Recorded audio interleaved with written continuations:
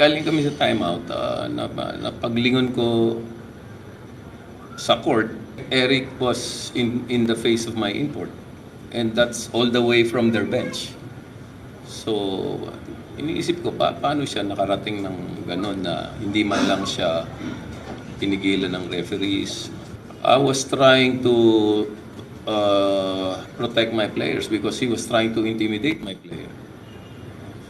I had to do something. Magkakaibigan naman kami, pero pagdating sa laro, kanya-kanyang protect tayo doon sa mga interest natin. I had some words, but I don't think I need to repeat the words. But pare-pareho naman kaming kasama sa PBA family. That can be remedied.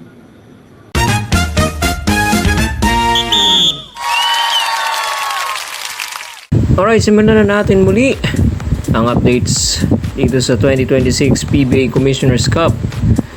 First game natin, well, ito ay weekend games, Weekend games po ito mga kababayan. Sabado at Linggo combined, Okay, unahin natin itong first game. Bali, 4 na laro ang ating i-update sa inyo. First game natin, NLEX Road Warriors versus Terra Firma Jeep.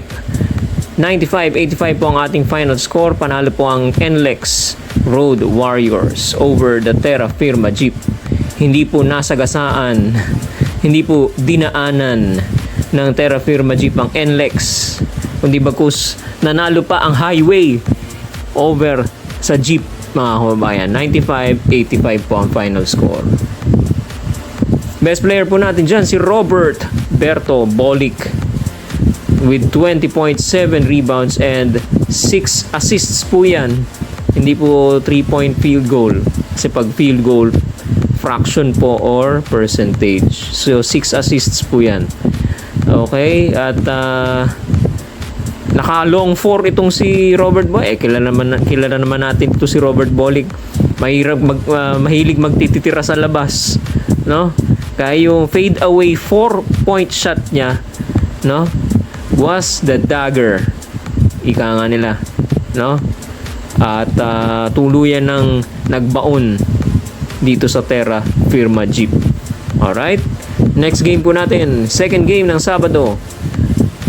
Sa laban ng Chicken Templados Hot Shots Magnolia versus Rain or Shine Elasto Painters. Isang madrama at colorful na ending. 91-82 po ang final score po natin. Rain or Shine po ang nanalo laban sa Magnolia Chicken Templados Hot Shots. Nakita na naman yung interview kay Coach Yeng Giao. Nagpo-protekta lang daw siya ng mga players niya.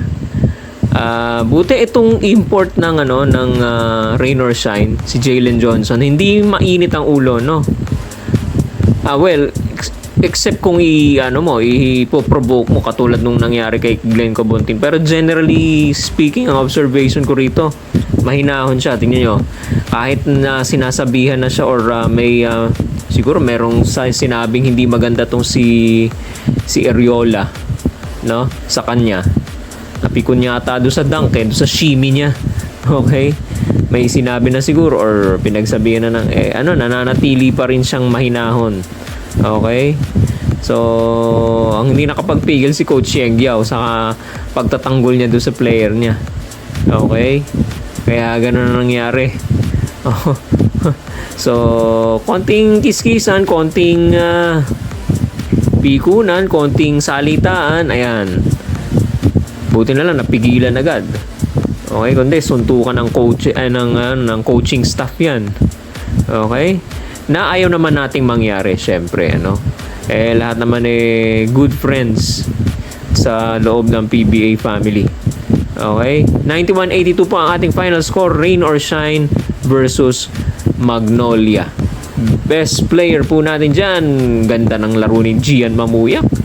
25 points, 5 assists, 8 out of 14 from the field. Gian Mamuyak was the best player of the game sa ating second game, Saturday special. Linggo. Laban ng Phoenix Super LPG Fuel Masters at Converge Fiber Xers. Natalo po bigo na manalo ang Phoenix sa Converge. Converge 130, Phoenix 103, a 27-point lead. A 27-point win by the Converge Fiber Xers. Medyo dihado at lugi ang ano dito ang Phoenix dahil injured si Dicky. Hindi nakapaglaro, no? Alangan namang ipilit, baka mabinat at lalo lumala ang kanyang kalagayan. So hindi na inilaro kanina.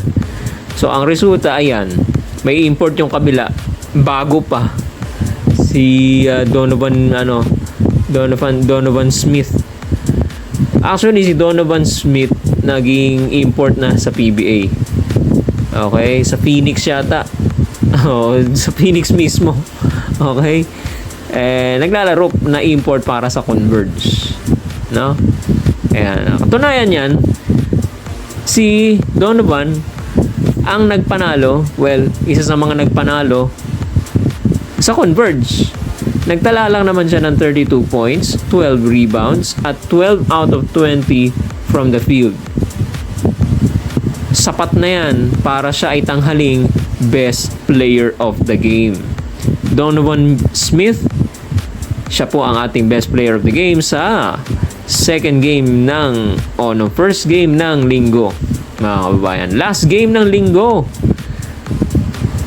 Barangay Ginebra versus Titan Ultra. Nanalo po ang Barangay Ginebra San Miguel over the Titan Ultra Giant Risers 119-107.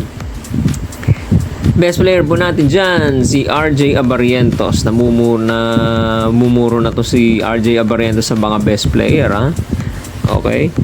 So maganda ang pinapakita nito. 25 puntos, 4 na rebounds, 2 assists ang kanyang itinala para tanghalin best player of the game, RJ Abarientos, mga kababayan. Tingnan ngayon natin itong team standings natin. Itong mga talo at panalo ng mga teams ngayong weekend, Saturday, Sunday, ano nang epektong yan sa ating current team standings. Ito na po ang ating current team standings, mga kababayan. As of April 27, ayan na po, medyo may marka-marka na. Dahil pwera dito sa Meralco, no? Tatlong laro lang halos ang natitira sa mga teams na lalaruin pa nila at kakalabanin pa nila. Rain or Shine is in the top of the standings, 8-1. Pasok na po yan sa quarterfinals. NLEX Road Warriors at Barangay Ginebra, pagkatapos nilang nanalo kanina, ay pasok na rin sa quarterfinals. So ano ibig sabihin nito? Kahit matalo nila yung mga susunod nilang mga laro, pasok pa rin sila, hindi na sila malalaglag sa top 8, no? Okay, ang tatrabahuhin na lang nila is yung twice to beat advantage. Para maka twice to beat ka, siguro mga 8 or 9. Okay, so si Rain or Shine, pag nanalo pa ng isa, ayan, secured na ang kanilang twice to beat. Okay, so mga 8 to 9 wins pa para maka twice to beat ka, no? Ang Meralco na matagal na hindi naglaro, ewan ko bakit hindi naglaro na matagal to. Ay, bakit hindi naglaro na matagal to. 5-2, siguro sunod-sunod ng laro na ito hanggang sa dulo na to, no? Meralco 5-2, TNT 6-3, Phoenix Fuel Masters, Super LPG Fuel Masters 5-4, Magnolia at San Miguel 4-5, Converge 4-6 dahil sa panalo nila kanina, Terra Firma 3-6, Titan Ultra and Blackwater Bossing 2-7, at ang Macau Black Knights tiyak na yan, eliminated na dahil 8 na yung laro, 8 na yung talo ninyo. So talagang definitely hindi na aabot yan sa top 8, mga kababayan. Okay, medyo magpi-preview tayo ng mga bawat teams dito. Tingnan natin, okay. Rain or Shine. Teka, alisin mo nga yan. Yan, okay. Rain or Shine. Pasok na sila sa quarterfinals. Kasama ang NLEX at Ginebra. Okay na yan, Alright. Ang Meralco, walang susulatan.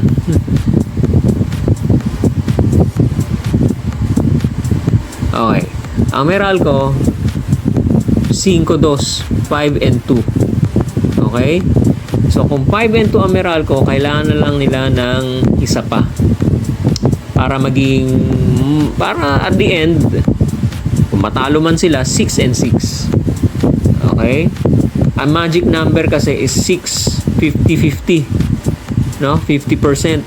6 and 6. Medyo kakapit ka pa dan. Nasa bandang dulo ka niyan pag 6 and 6. Pero malaki ang chance mo makapasok dahil kalahati, Kaya lang baka may makatabla ka pang iba. Yan ang problema sa 6 and 6. Pero merong chance na makapasok. Okay? Yan. So isa pa, may chance ka nang pumasok. Gawin mo 7. Yan, sigurado pasok ka na para sa Meralco. So, 2, 1 or 2 wins, secure na to para sa Meralco Bolts. Ngayon, okay.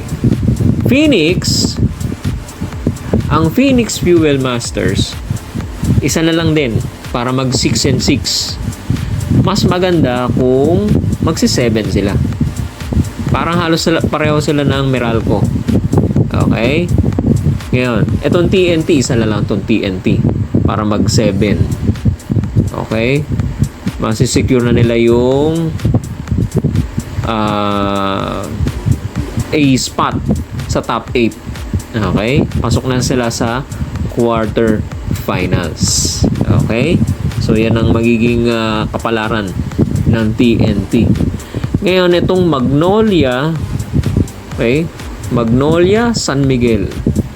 Sama na natin ang Converge kasi 4 din sila eh. Okay?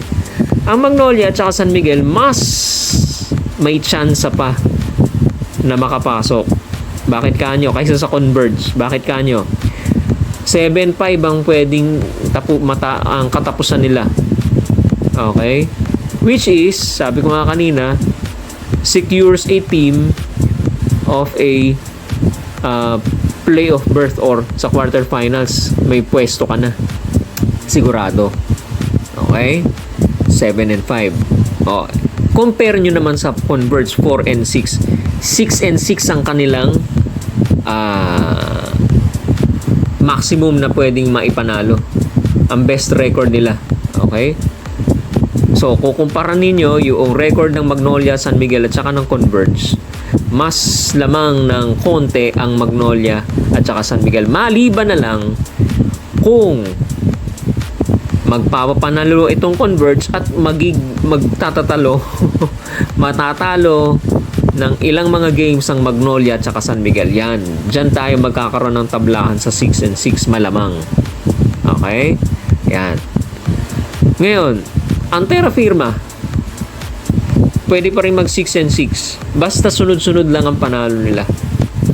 Okay, once na magtala sila ng 7 losses dyan, medyo malabo na yan. Okay? Medyo malabo na yan pagka 7 ang ang losses mo, ang talo mo. Okay? Same with Titan Ultra and Blackwater.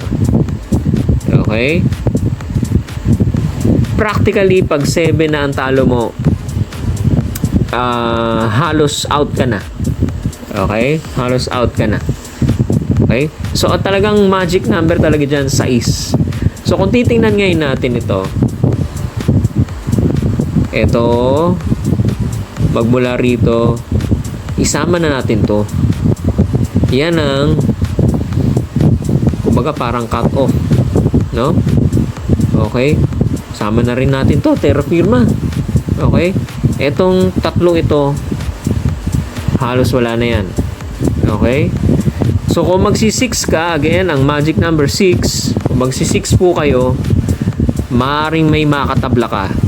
So, mas magandang na maka-7 ka na, 7-5 para wala ka na makatabla sa dulo. Kasi yung 6-6, pasok sa dulo. Dulo ka, pasok ka. Yun ang 6-6 eh. Okay? Pasok ka pero nasa dulo ka. Okay? Na maaaring may makatabla ka pa. Na maaaring madisgrasya ka pa dahil sa mababang quotient. Okay, hindi kasi natin alam eh. Well, kukumputin natin yung mga kababayan para sa inyo, no? Pero as of now, wala pa naman tayong nakikitang mga tabla-tablahan dito na 6 and 6. So, bandang dulo na natin i-determine, no? Ayan. Pero, more or less, ganito ang magiging itsura niyan. Okay? Ito itong magiging critical para dito sa Magnolia, San Miguel, Converge, Terra Firma. Yan. Diyan magiging critical yan. Okay? So, kailangan itong 4 na teams na to, ay ilan ba to? 1, 2, 3, 4. Tama. Itong 4 na teams na to, magpapanalo at maiwasan nila na matalo pa dahil once na matalo pa sila, lalo na itong Converge at saka itong Terra Firma, halos eliminated na sila. Maiiwan na lang ang bola dito sa Magnolia at saka sa San Miguel. Pero wag silang pakampante, wag pakampante ang Magnolia. Pag natalo sila ng dalawang sunod dito, magiging 7 ito. Okay? Magiging 7 yan. Okay? 8, 9, 10, 11. Oh. 5 and 7 na sila. So, maaaring may magkatabla pa sa 5 and 7. Kaya hindi pa natin inaalis ito masyado. Itong Titan Ultra Blackwater. Very, very slim. Pero halos out na sila dyan.